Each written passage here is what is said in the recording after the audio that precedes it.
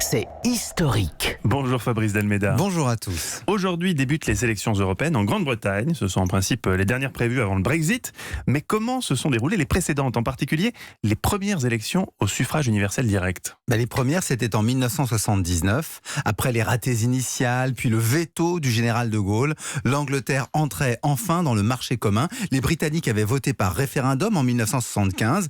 Le Parti travailliste, John Callaghan, y était très favorable. Mais les conservateurs, emmenés par leur nouvelle leader, Margaret Thatcher, font la course en tête car en 1979, plus de 60% des électeurs regrettent maintenant d'avoir intégré la communauté économique. Une communauté européenne qui a investi pas moins d'1,6 million en euros en spots télévisés pour les convaincre. Mais au soir de ces premières élections, la première ministre Margaret Thatcher triomphe. Avec 48% des suffrages, elle remporte 60 des 78 sièges britanniques. Et comment se sont déroulés les scrutins suivants? En fait, les partisans de l'Europe ont gagné des sièges dans les élections suivantes, en 1984, 1989. C'était les travaillistes, l'alliance entre les libéraux et les sociaux-démocrates qui avaient renforcé leur position.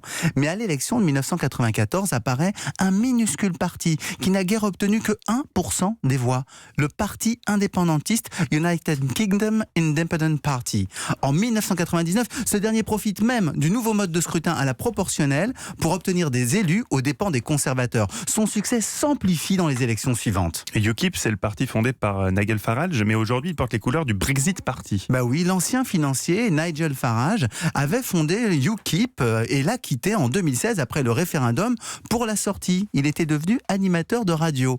Mais en 2019, devant les retards du retrait britannique, il crée le Brexit Party, donné aujourd'hui à plus de 30% par tous les sondages. 40 ans après, ce sont bien les élections européennes qui ont fait voler en éclats tout le système politique britannique.